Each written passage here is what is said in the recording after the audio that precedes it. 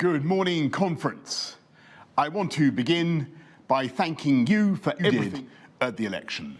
Pounding the streets in the middle of winter, prodding leaflets through the letterbox and into the jaws of dogs to save this country from socialism and to win this party the biggest election victory in a generation. I was going to say how great it is to be here in Birmingham, but the fact is that we're not in Birmingham. This is not a conference hall, and alas, I can't see any of you in front of me. There's no one to clap or heckle. And I don't know about you, but I have had more than enough of this disease that attacks not only human beings, but so many of the greatest things about our country. Our pubs, our clubs, our football, our theatre, and all the gossipy gregariousness and love of human contact that drives the creativity of our economy. And so I want to thank you all for zooming in, and I can tell you that your government is working night and day to repel this virus, and we will succeed, just as this country has seen off every alien invader for the last 1,000 years. And we will succeed by collective effort, by following the guidance, and with the help of weekly and almost daily improvements in the medicine and the science, we will ensure that next time we meet, it will be face-to-face and cheek by jowl. And we're working for the day when life will be back to normal.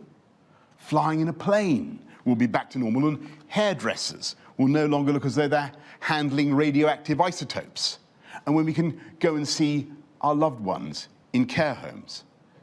And when we no longer have to greet each other by touching elbows, as in some giant national version of the birdie dance. I know the people of this country are going to defeat this virus because I've seen how the country's responded before, with the energy and self-sacrifice of the NHS, the care workers, the armed services, the spirit that was incarnated in the boundless devotion of Captain Tom Moore. But after all we've been through, it isn't enough just to go back to normal. We've lost too much. We've mourned too many. We've been through too much frustration and hardship just to settle for the status quo ante, to think that life can go on as it was before the plague. And it will not, because history teaches us that events of this magnitude, wars, famines, plagues, events that affect the vast bulk of humanity, as this virus has, they don't just come and go. They are more often than not the trigger for an acceleration of social and economic change, because we human beings will simply not content ourselves with a repair job. We see these moments as the time to learn and to improve on the world that went before. And that's why this government will build back better. And to explain what I mean by build back better, I'll use a medical metaphor. I've read a lot of nonsense recently about how my own bout of COVID has somehow robbed me of my mojo. And of course, this is self-evident drivel, the kind of seditious propaganda that you would expect from people who don't want this government to succeed, who wanted to stop us delivering Brexit and all our other manifesto pledges. And I can tell you that no power on earth was and is going to do that. And I could refute these critics of my athletic abilities in any way they want. Arm wrestling, leg wrestling, Cumberland wrestling, sprint off, you name it. And yet, I have to admit, the reason I had such a nasty experience with the disease is that although I was superficially in the pink of health when I caught it, I had a very common underlying condition. My friends, I was too fat. And I've since lost 26 pounds, and you can imagine that in bags of sugar. And I'm going to continue that diet because you've got to search for the hero inside yourself in the hope that that individual is considerably slimmer. And when you look at the general economic condition of the country, when we went into lockdown, there was a an analogy, a similarity, because we were on the face of it in pretty good shape. We had a record number of people in jobs, we had record low unemployment, we were seeing growing exports, and of course the only reason, as Rishi Sunak has pointed out, that in the last few months we've been able to cope with the cost of the pandemic, to look after jobs and livelihoods in the way that we have, is that in previous years we had sensible conservative management of public finances. And yet, if you looked more carefully, you could see, and indeed many of us said so at the time, that the UK economy had some chronic underlying problems. Long-term failure to tackle the deficit in skills, inadequate transport infrastructure, not enough homes people could afford to buy, especially young people, and far too many people across the whole country who felt ignored and left out, that the government was not on their side. And so we can't now define the mission of this country as merely to restore normality. That isn't good enough. In the depths of the Second World War, when just about everything had gone wrong, the government sketched out a vision of the post-war New Jerusalem that they wanted to build. And that's what we're doing now, in the teeth of this pandemic. We're resolving not to go back to 2019, but to do better, to reform our system of government, to renew our infrastructure, to spread opportunity more widely and fairly, and create the conditions for a dynamic recovery that is led not by the state, but by free enterprise. We need to move fast, not just to deal with the immediate economic fallout, but because after 12 years of relative anemia, we need to lift the trend rate of growth. We need to lift people's incomes, not just go back to where we were. And it's clear from COVID that we need the economic robustness to deal with whatever the next cosmic spanner may be hurtling towards us in the dark. And the only way to ensure true resilience and long-term prosperity is to raise the overall productivity of the country. And the bedrock of national productivity is, of course, something that we are responsible for, having great public services on which everyone, families, businesses, investors, can rely. That means first, a great health service. And so it's right that this government is pressing on with its plan for 48 hospitals. Count them, that's 8 already underway, and then 40 more between now and 2030. We need to get on with recruiting the 50,000 more nurses, and I'm proud that we have 14,000 more since this government came into office. 14,000 more nurses now under this Conservative government in the last year, and yet that isn't enough. We've seen the frantic global scrabble for vaccines, for therapies, and so now we're doubling our funding for all types of revolutionary scientific breakthroughs with a national advanced research and projects agency. And while we're at it, we'll do what all governments have shirked for decades. We will fix the injustice of care home funding, bringing the magic of averages to the rescue of millions. COVID has shone a spotlight on the difficulties of that sector in all parts of the UK. And to build back better, we must respond. Care for the carers as they care for us. And if we're to raise productivity and encourage investment in the UK, then there is one thing we must do as a matter of basic hygiene, and that is to fight crime. And so, yes, we are fulfilling our manifesto commitment to put another 20,000 officers out on the street, and I'm proud that we've already recruited almost 5,000. But fan though I am of the police, we need to see results, not just spending. So we're also backing those police up, protecting the public by changing the law to stop the early release of serious sexual and violent offenders, and stopping the whole criminal justice system from being hamstrung by what the Home Secretary would doubtless and rightly call the lefty human rights lawyers and other do-gooders. And in spite of the pandemic, the Home Secretary and I are having regular CompStat-style sessions with the Chief Constables when we look at the crime data across the country and compare performance and work out what we can do to help. Town by town, we're rooting out the county lines drugs gangs that are causing so much misery. And in that sense, our agenda is basic social justice. When I talk about levelling up, I mean making the streets safer for everyone.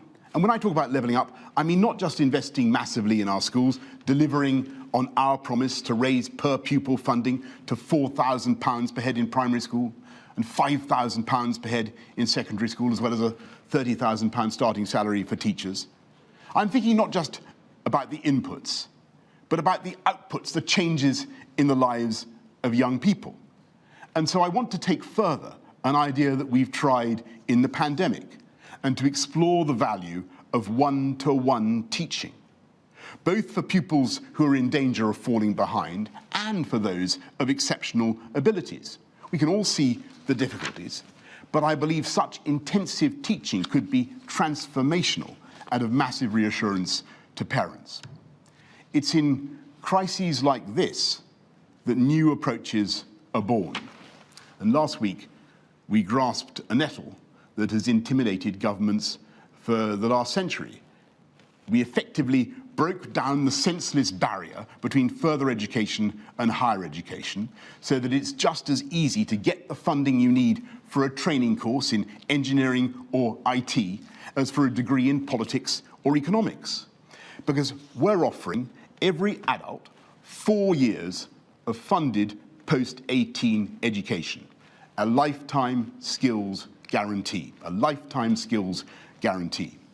From internet shopping to working from home, it looks as though COVID has massively accelerated changes in the world of work. And as old jobs are lost and new jobs are created, we're offering free training for adults without A-levels in vital skills, from adult care to wind turbine maintenance. And the COVID crisis is a catalyst for change. So we need to give people the chance to train for the new jobs that are being created every day. And there's one area where we are progressing with gale force speed, and that is the green economy.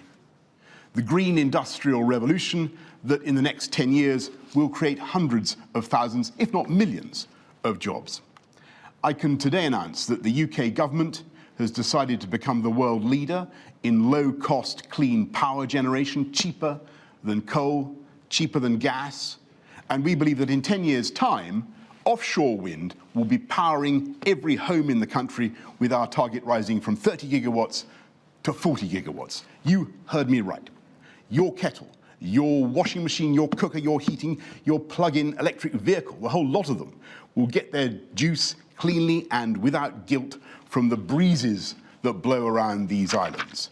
We will invest £160 million in ports and factories across the country to manufacture the next generation of turbines. And we'll not only build fixed arrays in the sea, we will build windmills that float on the sea, enough to deliver 1 gigawatt of energy by 2030. That's 15 times, floating windmills, 15 times as much as the rest of the world put together. Far out in the deepest waters, we will harvest the gusts, and by upgrading infrastructure in such places as Teesside and Humber and Scotland and Wales, we will increase an offshore wind capacity that is already the biggest in the world. As Saudi Arabia is to oil, the UK is to wind, a place of almost limitless resource, but in the case of wind, without the carbon emissions, without the damage to the environment.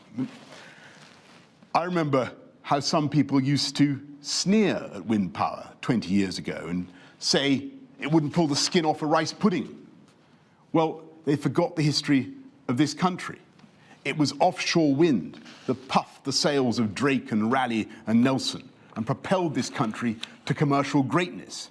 This investment in offshore wind alone will help to create 60,000 jobs in this country and help us to get to net zero carbon emissions by 2050. Imagine that future with high-skilled, green-collar jobs in wind, in solar, in nuclear, hydrogen, and in carbon capture and storage. Retrofitting homes, ground source heat pumps. Mother Nature has savaged us with COVID. But with the help of basic natural phenomena, we will build back and bounce back greener. And this government will lead that green industrial revolution. We will create the conditions for individuals and for companies to flourish with a high-skill, low-crime economy. And if there was a physical audience in front of me now, I would solicit cheers by shouting out the details of our revolution in transport infrastructure. The A roads we're going to upgrade, the rail lines we're building or electrifying, the simple ways in which we will improve your lives, your daily commute. But we must be clear that there comes a moment when the state must stand back and let the private sector get on with it. I have a simple message for all those on the left, the Labour Party, who think everything can be funded by Uncle Sugar, the taxpayer. It isn't the state that produces the new drugs and the therapies we're now using. It isn't the state that will hold the intellectual property of the vaccine if and when we get one. It wasn't the state that made the gloves and the masks and the ventilators that we needed at such speed. It was the private sector, with its rational interest in innovation and competition and market share and, yes, sales. We must not draw the wrong economic conclusion from this crisis. Rishi Sunak, the Chancellor, has come up with some brilliant expedients to help business, to protect jobs and livelihoods. But let's face it, he has done things that no Conservative Chancellor would have wanted to do except in times of war or disaster. This government has been forced by the pandemic into erosions of liberty that we deeply regret, and to an expansion in the role of the state, from lockdown enforcement to the many bailouts and subsidies that go against our instincts. But we accept them because there is simply no reasonable alternative. And yet, on the left, in the Labour Party, there are many who regard this state expansion as progress and who want to keep the state supporting furlough forever, keep people in suspended animation, and who want to keep the state preempting and spending almost half our national income.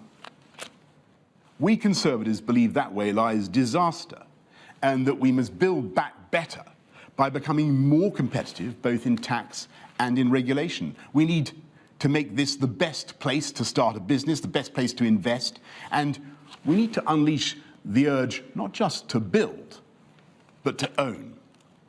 We need to fix our broken housing market.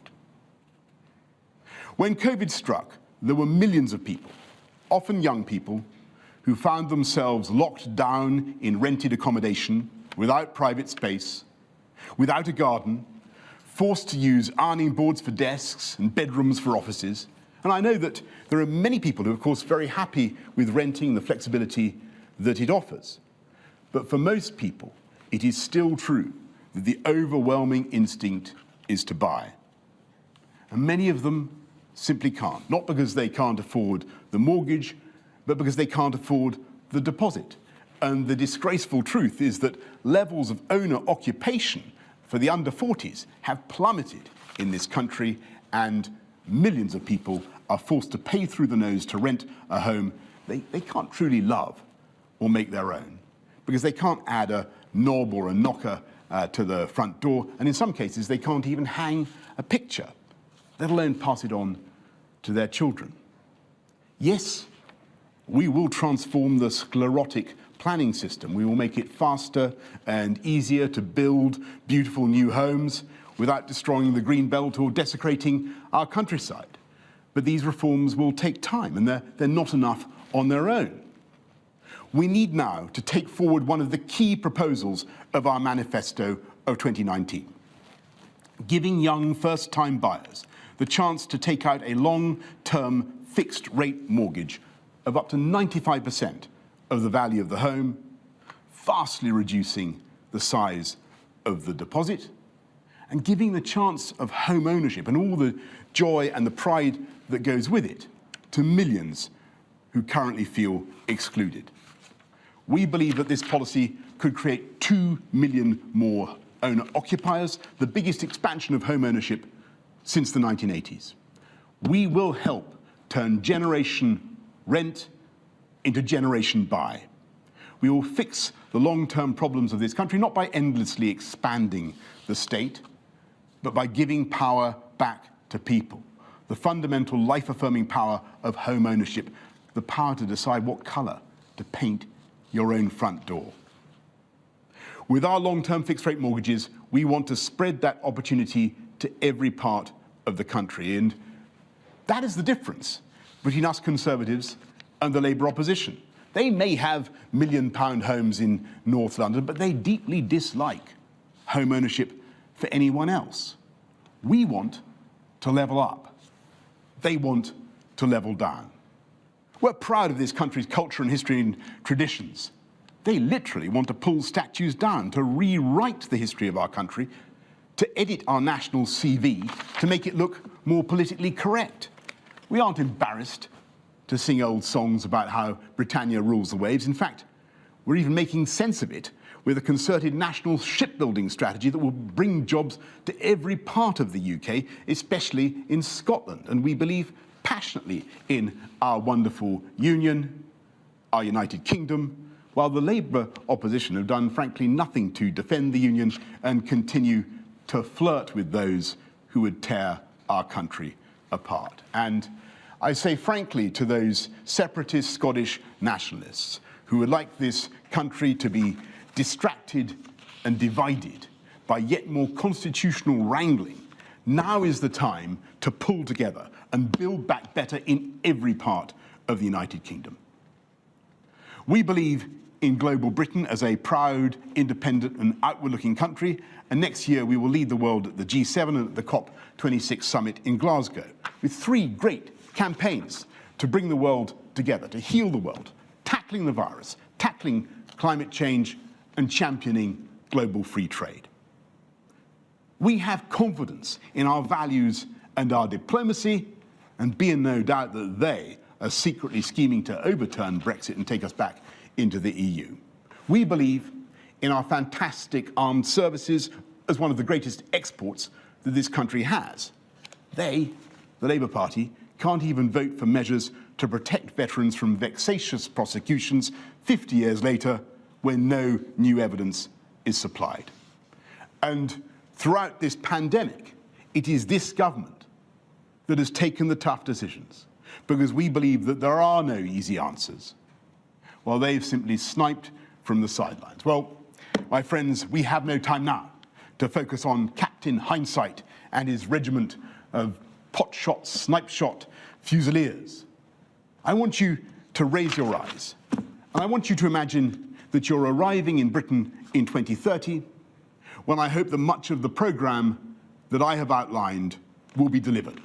And you arrive in your zero-carbon jet made in the UK, and you flash your Brexit blue passport or your digital ID, you get an EV electric vehicle taxi, and as you travel around, you see a country that has been and is being transformed for the better, where young people in their 20s and 30s have the joy of home ownership, and where they can bring up children in the neighbourhoods where they grew up themselves, in the confidence that the schools are excellent and that crime is down, and instead of being dragged on big commutes to the city, they can start a business in their hometown, a place that has not only superb transport connections and green buses, but gigabit broadband, and where the workforce is abundantly equipped, not just with university degrees, but with the technical skills that the new economy demands. And among other landmarks, you will see 48 new hospitals and a population that is healthier and happier and quite a bit thinner from a better diet and taking so much exercise in the new cycle lanes and walking among the millions of trees that have been planted and going for picnics in the new wild belts that now mark the landscape. You'll notice that the air is cleaner because most people are now driving EVs, while some of the trucks are actually running on hydrogen, and even some of the trains. And I believe you will see a Britain that is more united than for decades in its constitutional settlement, where Brexit has delivered a new excitement and verve, not just free trade and free ports, but control over our fisheries and the ability to do things differently and better, from innovation in tech and data and finance to improving our standards in animal welfare. Yes, you'll see a country that scrupulously controls its own borders, but which is in some ways more cosmopolitan than ever before, welcoming scientists and artists and people of talent from around the world. A Britain that is proud of our culture and history and unashamed of our heritage, but also unblinkered about the present, embracing every person with love and respect, whatever their race or creed or gender or orientation.